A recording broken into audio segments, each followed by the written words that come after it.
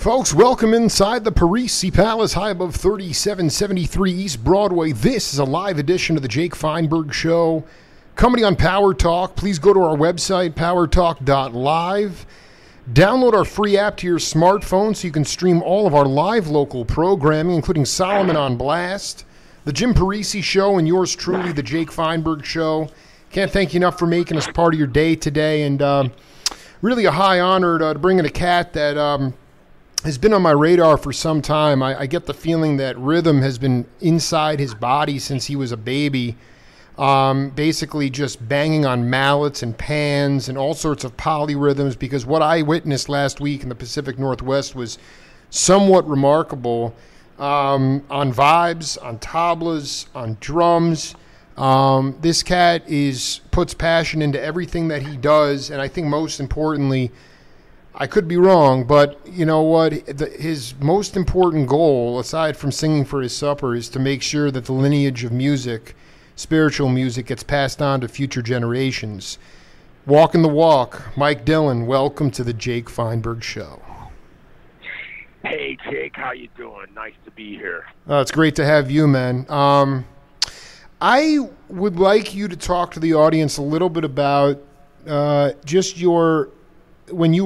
how early on you were able to kind of split your brain in 2 or 4. What I witnessed on the drum kit with you playing vibes, soloing on vibes and playing the bass drums, that was beyond 4-way coordination. I've never seen anything like that. But was that just something that was natural inside of you from an early age? It definitely wasn't natural, splitting it up. It sort of came about because of necessity. The drummer in a band I was in called the Malachi Papers moved to Chicago, and this was when I was living in Kansas City. So I was like, well, I'll start playing drums. And next thing I know, I was like, you know what, I'm going to set my vibes next to my drum set. So, I'd be like, well, I'm going to try to solo with my left hand and keep time, keep the ride cymbal pattern going and accent stuff with the bass drum, and now looking back, it's been over 20 years. I started doing that back in 97.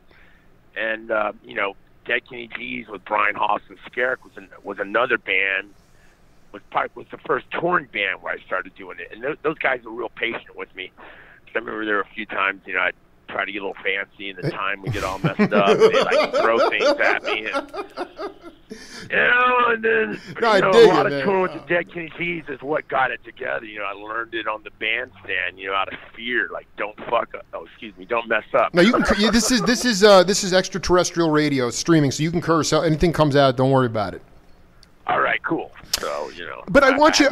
This whole idea of being able to improvise and still be able to keep time, especially if it's fast tempo. I mean, what I saw at Mount Hood with you playing double bass drums, and then, it is absolutely, I've never seen, whatever, it was the first time. It was the first time for everything. But I do want you to talk about the idea of, we're in a society today where cats are coming out of the academy, okay? And for better or for worse, they have huge facility, they have huge chops. And I'm really not trying to bash education, but I don't really believe that you can stretch musical vocabulary in academia. And I wanted you to talk about the first time, maybe it was in Billy Goat or it was down in Deep Ellum, but when you really, as a collective unit, felt like you guys were creating new musical vocabulary on the bandstand. Well, to me, that's always been the goal. Even when I was at North Texas State back in the 80s, I would see what every musician was into And something in me from the get-go was like, do what everyone else is not doing. So, and then in the bands I was in, that became the collective goal musically. Like, we knew, like, all right, most of the guys I played with had chops and had gone through the jazz arms race.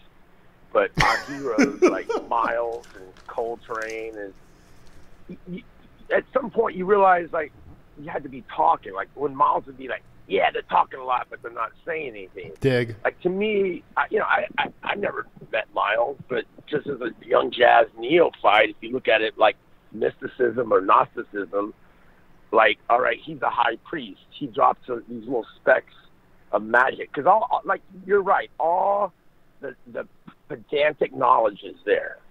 It's become classified.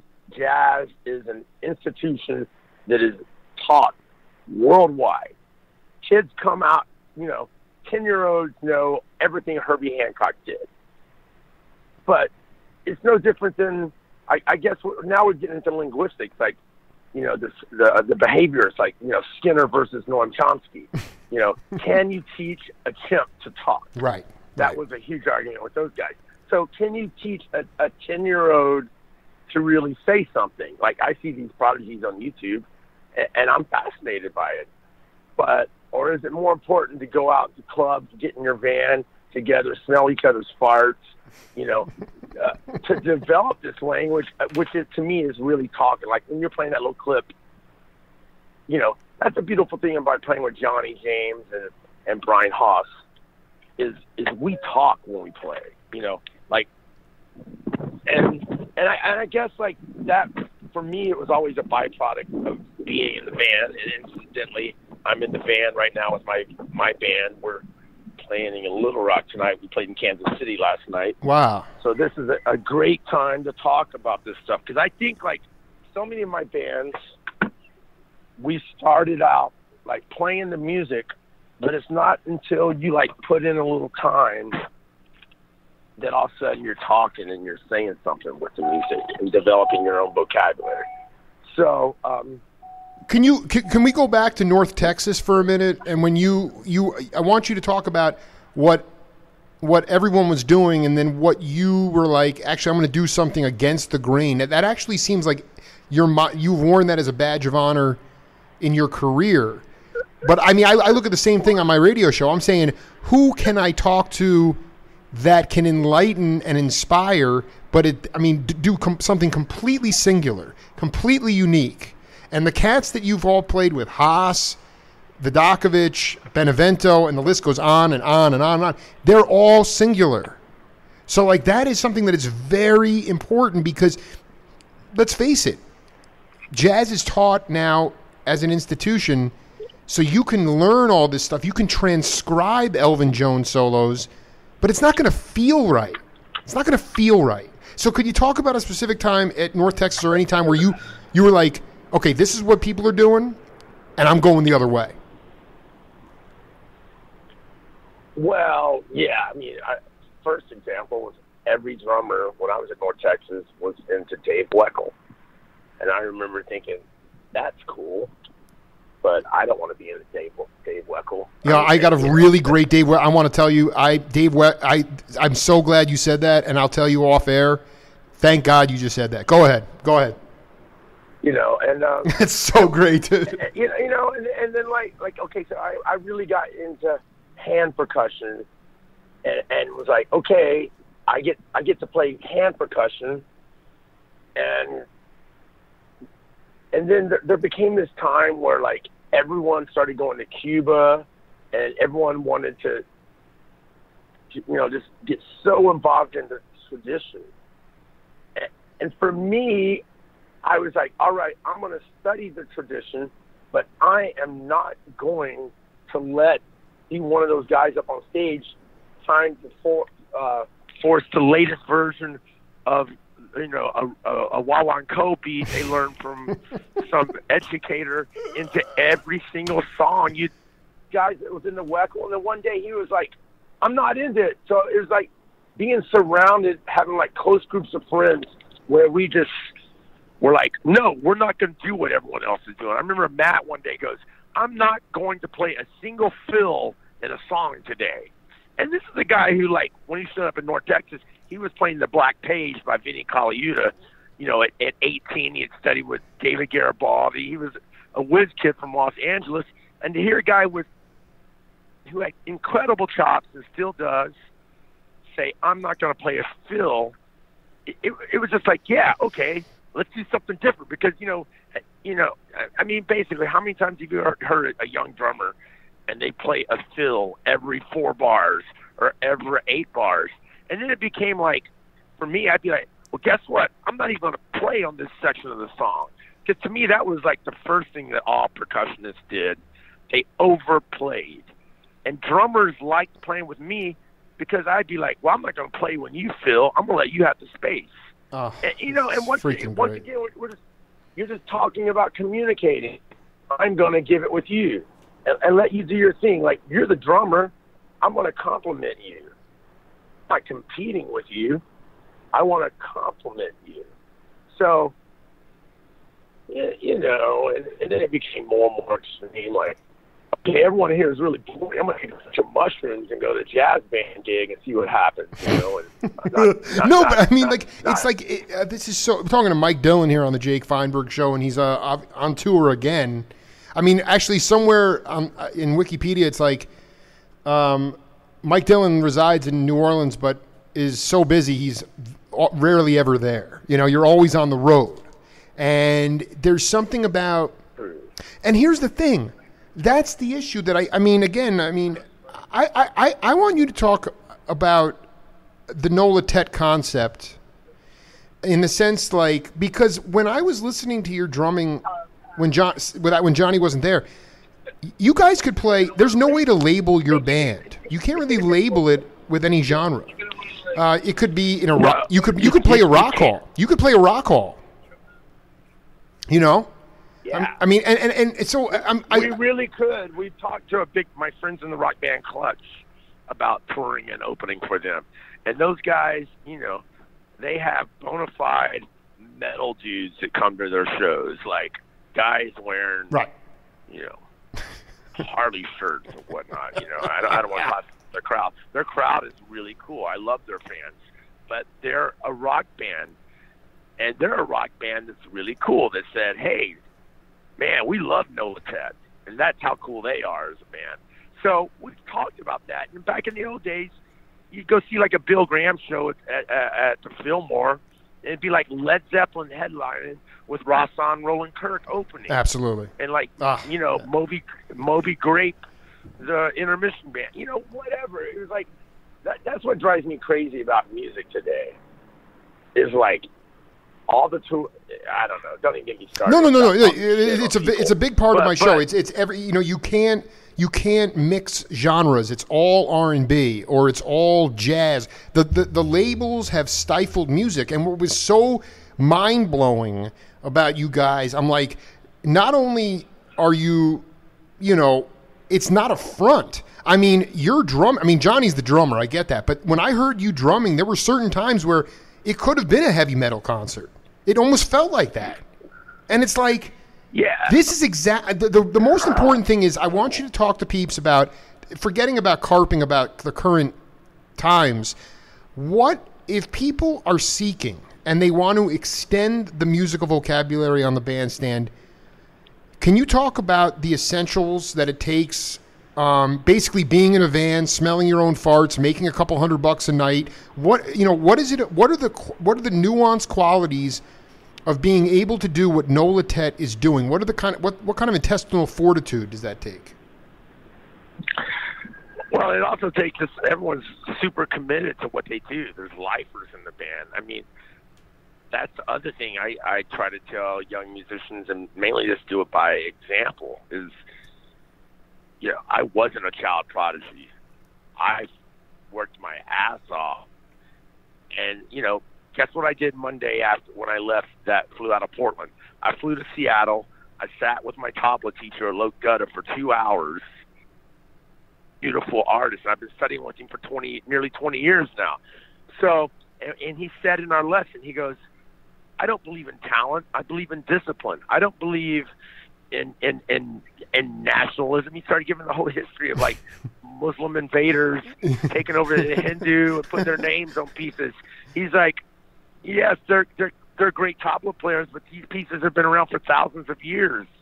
You know, but one day I was in a lesson with a Loke, and I prepared my piece, played it for him, and he goes, "You played that very well, Mike. You just proved that art does not know culture, nationalism, or boundary. Art knows art. The music is the music." And you know, I would never ever sit down and try to do what Alok does, like play nothing but classical, you know, tabla pieces that are thousands of years old that have been passed down, and they do their own variations to these beautiful pieces. I do, though, study them, learn them, and pay respect, so it's not some sort of cultural appropriation, and then it becomes part of me, and then we bring that to the bandstand with Nolatet, like, you know, and then you just forget about it and play, and it's like, oh, this little thing will work with this thing that Johnny does. I mean, you know, and it really does all start with Johnny and Nolatet. I mean, Johnny's 68; he'll be 69 on the 27th of this month, but he is a direct, living connection to the spiritual fathers of jazz. You know, I mean, he's worked with Dizzy Gillespie, he's worked with Mel Jackson, he toured with Schofield back in the day. I mean, on and on. Mose Allison, Al Hurt. Yeah, I mean, it goes way back. Al Hurt, yeah. Eddie Harris. You know, I always learn some new person he played with. And I'm like, really? Jesus, Johnny. You know, and you know, I remember one time we were touring. I said, Johnny, I go, man. He goes, and it was our first trio tour, and I was like, okay, I'm done. This was like probably 5 years ago, and I'm all nervous because, like, you know, it's just I'm the only you know, I'm the leader of the band or whatever. Right. I got to say a lot of shit. I gotta really play.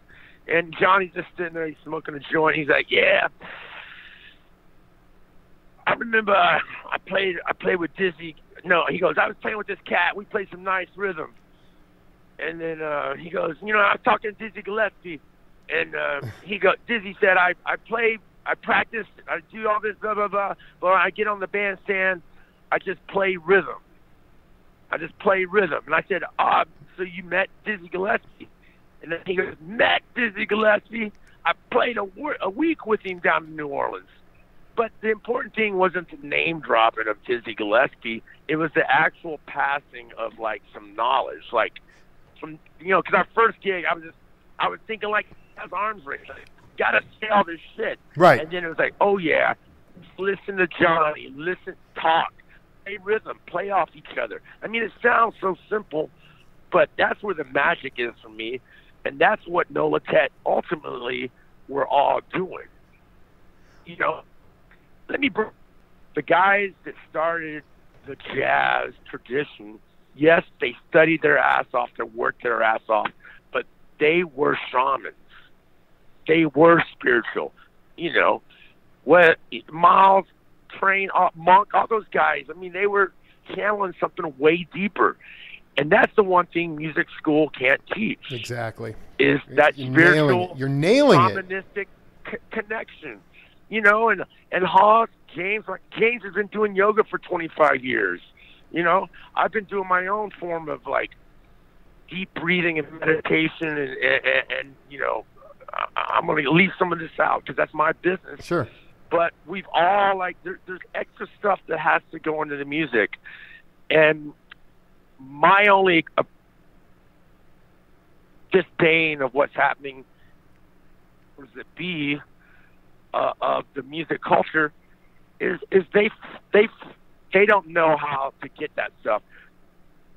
Of great players with perfect pitch, they can play.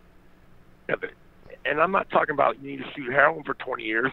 I'm just saying, man, there's some healing power that will actually heal you from heroin addiction. When I was strung out on heroin and I saw Thelonious Monk movie in a hotel and I was hating my life, I was like, I gotta get my shit together and get back to that. You know, it doesn't matter what Monk was doing. It matters that, like, his music was so beautiful and powerful that it makes you cry when you hear it, and it can heal people. Because that's what music is. It's healing. So, you know, Brian Haas is a master healer. You know, he's well. I mean, but I mean, so I will send you my interview with my radio interview with Haas, because my feeling is, in order to heal, you have to have surrendered at some point to, you know, your own no one is everyone in that band is. Everybody has their scars, and I don't think you can authentically heal people with music unless you yourself have been healed. And Haas was very prophetic about some of the health issues, the stomach issues he's had, how he worked through it, ultimately how he just got out of his own way. But I did want, I'm glad you brought that up. I would like you to talk about something, because the truth is, my feeling is this, is that there was a huge touring circuit at one time in this country. Art Blakey was tying his drums to the top of a car. I mean, you were going back and forth across the country. I'm working on a documentary on Stan Getz. The guy was a total sociopath, and he was a total junkie as well. And he was kind of an asshole. But the point is, can you talk? I don't think I could ask anyone better about how the road can eat you up. And yet how you've been able to sustain, because you need to get stuff out of your system, and you know that the only way to inspire and heal is through live music. Because the road can eat you alive, as you know. How have you overcome it? How do you continue to sustain? It really does come down to the music. Like, at some point, I realized that the heroin and the drugs were making me miss gigs. You know, I was one of those guys that got to the point where I didn't know if I was going to make the gig or not. The thing I love more than anything on the planet, more than any woman I've been with, more than, you know, is music. It's just like my love. You know, so when I had a dream one night, and the dream basically, ironically, it was, I think, Dr. Hussein and a couple other master musicians in my world. They were on one side of life, and it was like I was at this crummy crack hotel or whatever. And then on the other side was like all these other, you know, that the dark side of your soul where you're like just totally lost and annihilating yourself. Right. Because, you know, I wasn't some, like, it was real deal, like, and it still is a struggle. It still is a struggle, and I by no means have it beat. But I realized, like, okay, drugs have become more important than music to me.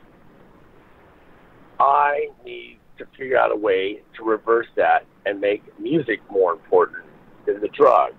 And when I started seeing, instead of me as being some, like, you know, gifted, young, talented artist that, you know, I can do my drugs and play the most badass genius shit on the planet, which is just total egotistical nonsense.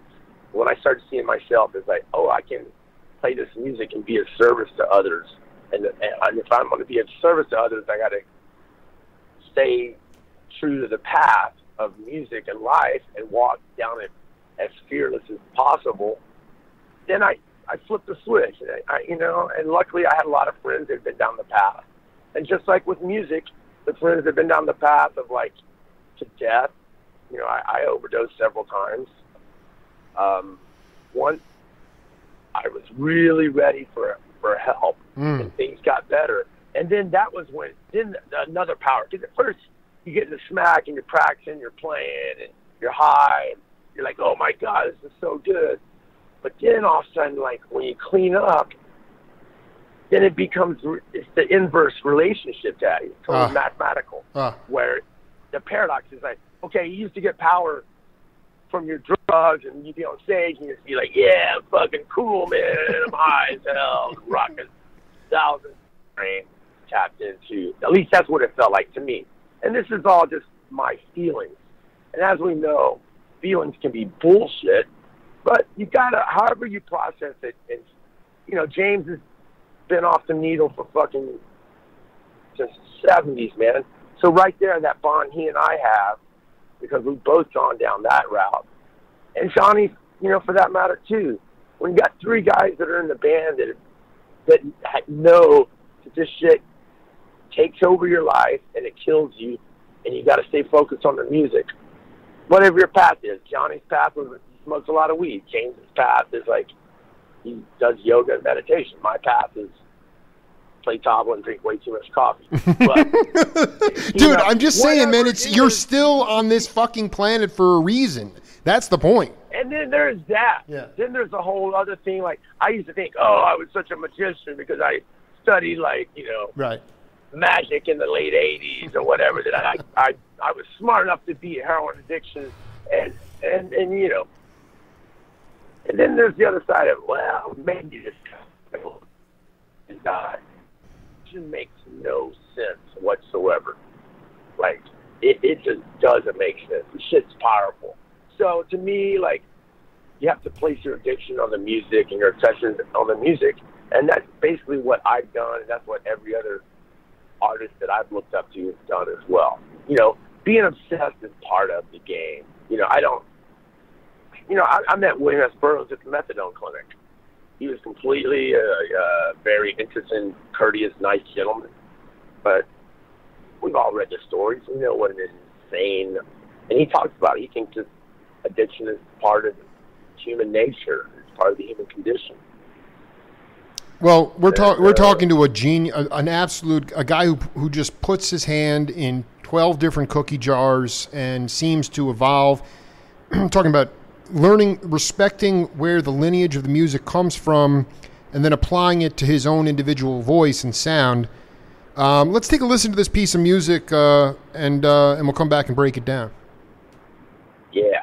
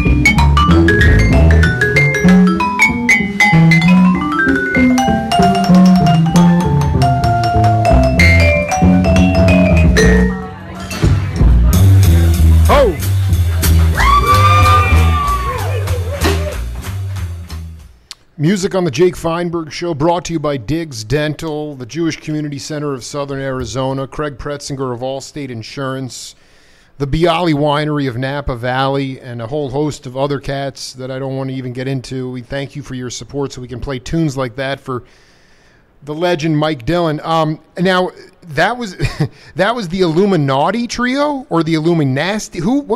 What's the name of this trio with Haas and Singleton? Okay, so like Illuminati trio is the trio that Singleton, Haas, and I do when we don't have Johnny. We've done it we've done it before in the past, and it was sort of a take off a Luminasky trio, which was one of the first trios I played in with James, which is Scarrick, Singleton, and myself. Oh. So, you know, it's this whole, you know, we read too much Robert Anton Wilson. And can you talk about, you know, I want you to talk about your concept. I love talking to cats about this. Your concept of that on the downbeat, any note can be the one. I see a lot of rhythm sections, younger, they're really uptight, and they're like, you know, where's the one? Where's the one? Where's the one? James Jamerson used to yell at people and say, any note can be the one. And I want you to talk about that concept in your mind of any note, that any note can be the one.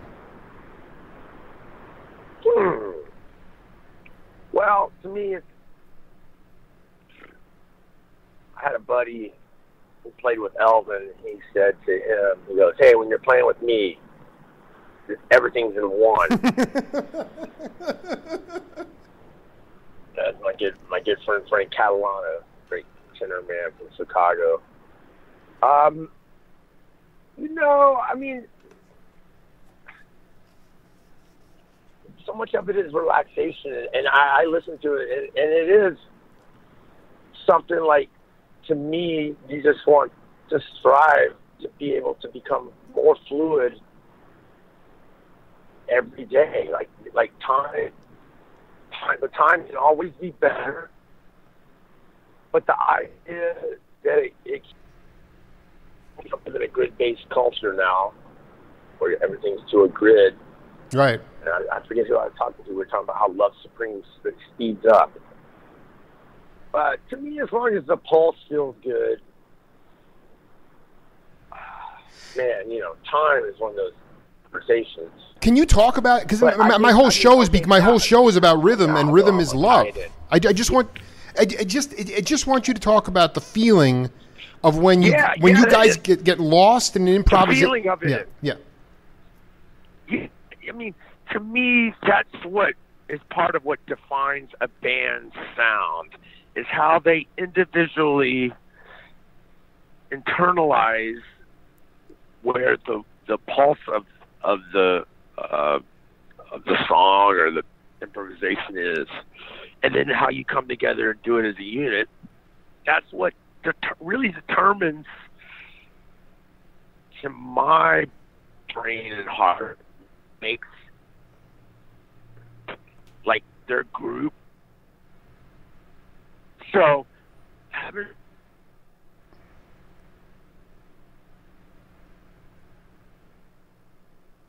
we've built this concept that really works well together, because at the end of the day, that's why Disney said to Johnny, I was fun playing rhythm with you. It's all rhythm, you know. But, you know, or at least when I was a young music school student, I was always, all right, you know, I started with drum. So the metronome and my snare drum studies at 10 years old was, you know, you play with the metronome. All right, the metronome was the timekeeper. And eventually you got a timekeeper. And you go to music school, I'm talking about me, and you get there, you have all this knowledge sit in your head, and you're like, what the hell I'm doing? Play school. So once you really get your time thing together, and one of the issues with Skype is that you still listen. You're going through a rough patch of cell service. I don't want to lose. This is gold. What you're saying is gold. We're losing your voice. You're losing me, man. Oh. Well, no, I almost feel like we need to do that over again, maybe in part 2. I mean, what some of the stuff was just. I mean. Can you talk to the audience? I was fascinated with this, and I wanted you to talk about Deep Ellum, Texas. It was a neighborhood of arts and entertainment. It looked like an absolutely rowdy place, completely rowdy. And this band Billy Goat that I was checking out was amazing. And I wonder about you. You've been around a lot, and maybe you can help enlighten me and the audience about outside of New Orleans, other regional centers in this country that are producing organic regional music. At the time that Billy Goat was going on, it was clear that there were many pockets of regionalism. Now that we're fully interconnected, I'm not so sure. Can you talk about some regional pockets of music, being that you're on the road all the time? Yeah, it's still there, but it is definitely becoming more homogenized. Right. It's just like the best spot, where it was part of this Texas funk scene that started happening in the late 80s, early 90s. Okay? And we had heard about the Red Hot Chili Peppers and Fishbone and even Bad Brains and a few other bands, Fire Hose, guys that like were doing something that had elements of funk. And then, of course, we loved George Clinton. There wasn't internet that made us all try to sound like the same band. So you just got, you get these records and you didn't really know what you were doing, and you would just start having fun in the garage, and you sort of develop your own sound by accident, by trial and tribulation. And you had all these bands that were just sort of doing their own little thing, and all of a sudden there was a scene of people around it, and 500 people a night coming out to support 3 or 4 bands that were of a similar vein. And it was a really sort of magical time. And the other thing that was really influential on all of us bands back then was the birth of hip-hop. You know, like I discovered Public Enemy and Boogie Down Productions and Stetsasonic and, you know, all these bands, you know, and then Tribe Called Quest and De La Soul. So, like, looking back on my life, I realized, like, I was a 20-year-old musician that was coming up, had been raised on jazz and classical music, but then all of a sudden I discovered hip-hop and punk rock.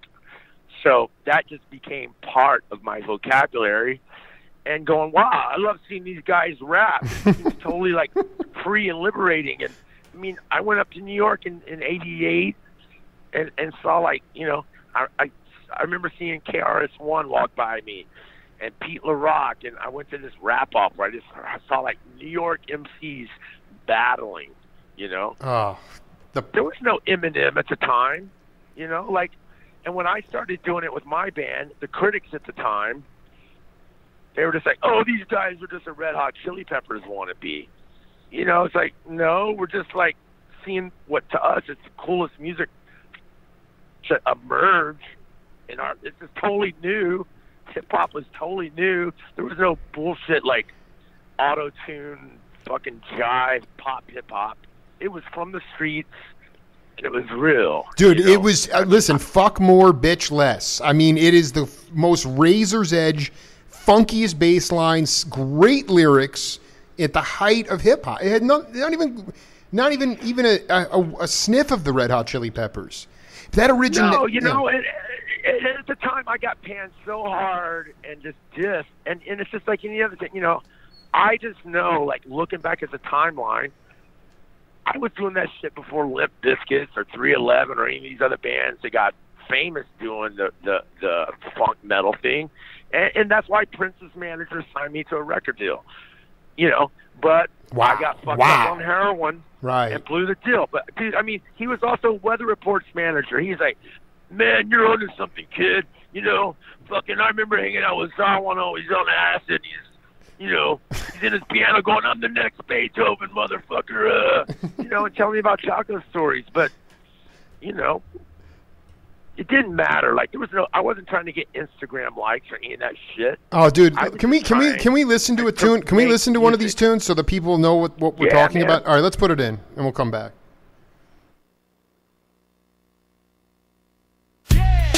Stay off his dick. Stay off his dick.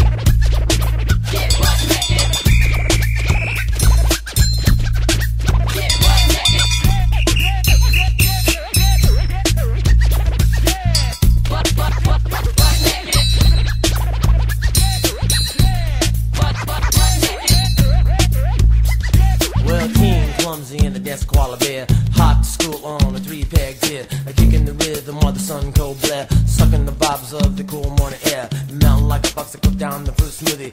Eating lots of garlic, my life's erotic movie. The four-leaf clovers and paisy dandelions argue the bone and they smell the springtime. As a frenzy that spins me as I swing toward the sky. The moon, stars, rock a lullaby. Baby, did you bite the bait? You better have patience, I'm worth the wait. I said it high, ho, the Pope is dead. Don't stare at me, not just fills my head. A helicopter shot, my brain's hyperactive. Wet noodles flopping your breath, that's radioactive. I'm a great fisherman, wanna get laid. Try to prosper, buy some peach marmalade. The fruit juice king is what I am. Papa to say the man is down with the go plan. I need to fuck more bitches. I need to fuck more bitches. I need to fuck more bitches.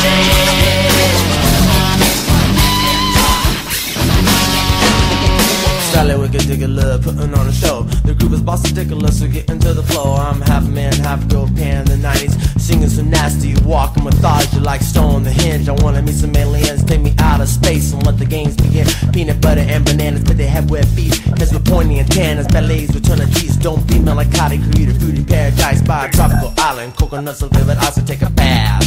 In my buzzing lagoon, get mentally psyched. The dancing is to rise soon. They go snake on the Memphis with the pants. Not with you, but with the tasty sips from my nostrils. I howl at the moon. Shine up the horn, take off fruit up loose.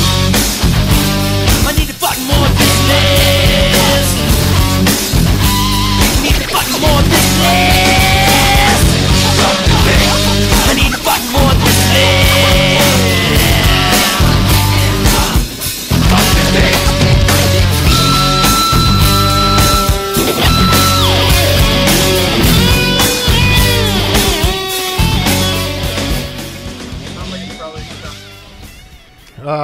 That album, What's happening, bro? Bush Roaming Mammals, man. I mean, right on the razor's edge there, Dillon. I mean, can you tell me why the reception was so poor for that? Why you got panned for that? That stuff is burning. Well, you got to look at the time. Like we made that record end of '91.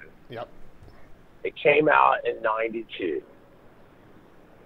The Chili Peppers had just gotten huge at that point. The Beastie Boys, they were doing really well. And there were just two schools of thought in my mind on white guys that were rapping. Right. I dig. You were either metal cheesehead or you but the Beastie Boys, everyone loved the Beastie Boys, like, you know, sure. And it helped that you had Chuck D, and I love the Beastie Boys, like, but you know, their first record, I thought they were jive. I think everyone thought that first record was jive. Then, you know, they released Paul's Boutique, and we all thought it was great, you know. But I remember the guys, the Dust Brothers, came out to our Los Angeles show. We toured with the Dead Milkmen. We were doing fine. I mean, the only reason Billy Goat didn't pop off because we were selling records. We had big tours. We were doing, like, selling out 1,000-seaters, 1,500. It was going to happen. We just imploded, and then we basically went underground because, in my mind, being infamous was always more important than being famous. And wow, what does that mean? That's really profound. Well, you know, I've always read a lot. I remember the writer Ferdinand Celine said, "Avoid fame like the plague." Yeah. You know, and you know, I think my generation, we weren't faking it back then. Like, you know, when we got offered a Miller Lite sponsorship or some cheese ball commercials, we said no. It wasn't cool. Because we had a record, you know, you got a record deal, but you didn't put your song in a commercial. Right. You know, people from my generation, nowadays, it's like, we're going to get a record deal, we're going to get a song in a commercial and get 60,000 likes on Instagram. I mean, that's the paradigm for music now because of the internet. Everything's a goddamn advertisement. But back then, our heroes were like, you know, punk rock, you know, like that was like the honesty factor in all of it. Like, punk rock was the thing that said, you don't go do a fucking Taco Bell commercial. Dude, this is the great. I'm totally hip to it. I mean, I was surfing through your lineage, and I'm like, Billy Goat, and I'm like, fuck more, bitch less. This is and it's so tastefully done. There's not, I mean, there's not an over amount of sampling or scratching or whatever you call it, and it's like, and the bass lines are hypnotic, and there's space in the music, so there's that jazz influence that you talked about, and the whole thing just grooves. But I mean, being Infamous, I mean, you guys imploded, we imploded, like the original band left because like 4 members of the 6 members were strung out on heroin. A great drummer, who's my good friend, who I play with all the time, Earl Harbin. I got to get to this cat immediately, dude. Yeah, Earl Harbin, he was like, fuck this shit. On the Grammys and doing MTV Unplugged with John Hassell and shit. So Earl just went up to great things. So, like, that band imploded. It's around the streets of Dallas. Sold every instrument I had. Everything was completely in pawn. One day, we did publishing advance. I bought this real nice Deegan marimba, and I called up the guy from the symphony. I was like, "Hey, man, I got to sell my marimba, but it's in pawn. Can you get it out?" And he bought it for like $500. Go to KC and get the lot together. Together enough, reformed the band, and we just started touring. It was really at that, even though we still had a record deal. I can really remember thinking back then, like, man, I don't want to be some super big pop star. Like, we had one song, Chef Boyardee, that the record company wanted to, like, make a big video, and we did. You can find it online, Chef Boyardee. Make a video, and we're going to push you. And they got that song of that Pauly Shore movie, Son-in-Law. And, they were doing what record companies do back then. They were giving you the big push, building a fan base. But I don't know why the idea of, like, fame was really mortifying to me. It seemed like it was something that could become a prison or something. Like, you'd only be able to do that. And even with Billy Goat, none of all our songs didn't sound like Fuck More Bitch Less. I mean, we were all over the place, and that's why we got Jerry Harrison from the Talking Heads to produce it, because to me, I love the Talking Heads. Sure. They were one of the few bands of the 80s that I thought were real and legitimate. And to me, they were doing the same thing that I found important. They were influenced by African music, and so he got us, he produced us, and he came out to our shows for years after that. But, even one day I asked him how the Talking Heads made it. He goes, well, we all had synchronized watches. We showed up on time to everything. And I was like, well, Billy Goat doesn't do that. We're always fucking late. So I knew that was one strike against us. And he went on to name a few things and goes, and we got really lucky. And it was funny to hear a guy at that point who was producing records that were really big. I mean, 3 of the records he worked on the year he worked on our record became platinum records. That band Live, I forget who else he did, a few others. But, so that guy knew the game. And it was always interesting to hear from people in the machine that had played their card, hear them say that, like, do everything you want to, but still requires a little bit of luck. I dig. So, wow, that's right. Spot on. Yeah. Let me ask you. We reformed and started touring all the time, man. And okay, let me get back to finish with this record. And we had one song called Old School Jam that I still play with my band.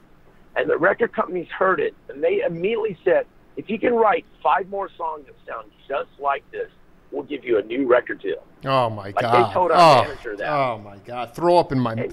He worked for a big management company. He was King Crimson's manager, our new manager at that time. And he's like, Mikey, he's from Britain. Mikey, write 5 more songs like this, and I get you a big record deal. I talked to 3 people. They love Old School Jam 23. And I was like, man, you know me. I'm not going to do that. So I didn't do it. Well, what's so cool about this, one thing that I've been, I wanted to ask you about, you remind me so much of Michael Shreve, and I know how did you connect to it? He is so against the grain. Obviously, he was propped up on, his solo was caught on television. He was 19. He became a star. He was with Santana. The guy was like, once he left Santana, Michael Henderson was living in his basement. They cut an album on Columbia, was never released, with Michael singing on it. To this day, he still is so, I don't know what the right word is. He does what he digs. He does what he loves. Mike Dillon does what he loves. How did you guys meet and talk about your collaboration with Michael? Well, I got to say, man, once again, it was going up to Seattle to play a gig with Matt Chamberlain because Matt had Critters Bug and he asked me to come play with Critters. I don't know what it's like now. But I remember that year, like, we were on this thing called Bumper Drum. And it was at the end of Sunday, all the drummers that were still in town from the festival, they would pull them on stage, and Michael Shreve led it. It was Michael Shreve's Bumper Drum. Wow. So, Matt and I got to play. It was with Trelock Gertu, Shreve, a couple of other badass congueros, Michael Carabella from Santana. Oh, love the cat, yeah.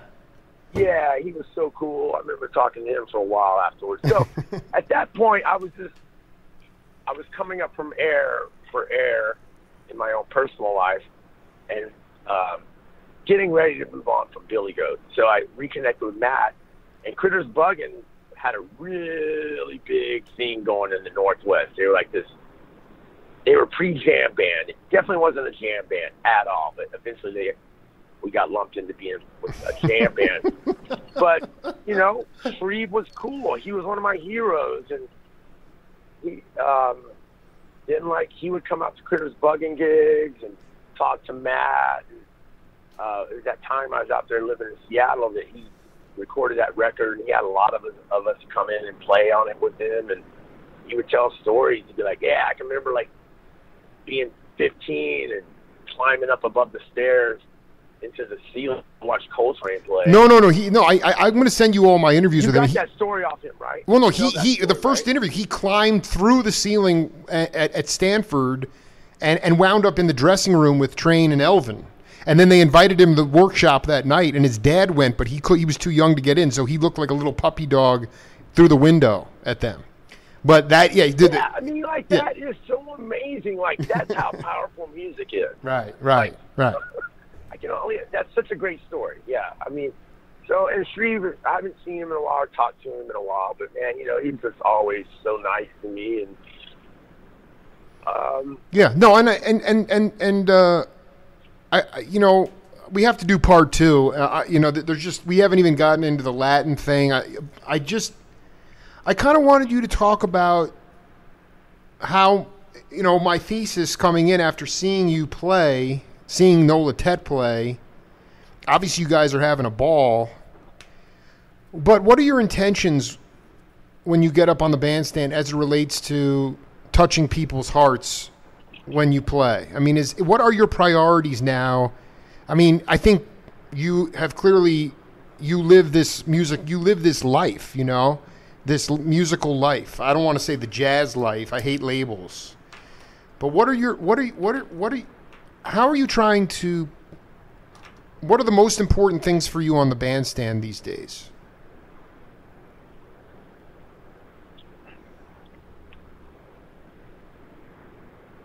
In so many ways, it really feels the same thing for me. I want to do something that's a little different than the norm, and get people with the rhythm, with the drums. Whether it's vibraphone or timbales or tabla, I love it. The idea, decide to let go of their inhibitions and get into the music. And some places you go, you think, oh my God, these people are not going to get what we're doing. They had a gig like that last night. It was a big after party down in Kansas City. There were 500 people at our show last night. And most, I would say, 300 of them had never heard of us. But the fact that, like, few people came up to me like, oh, my God, what is this you're doing? Oh, I love it. And that's it, And for me, the way I get to that point is I always just dig deeper and try to, like, focus on the music and the rhythm and the energy. And because it is a ritual. We don't have a lot of ritual in this country. I think that's one reason why it's easy to get into drugs and whatnot. It's because there's a lack of true ritual in capitalism in general. It's not just this country, every country. Yeah, you're spot on. And so for me, I just want to have a little ritual on stage of music and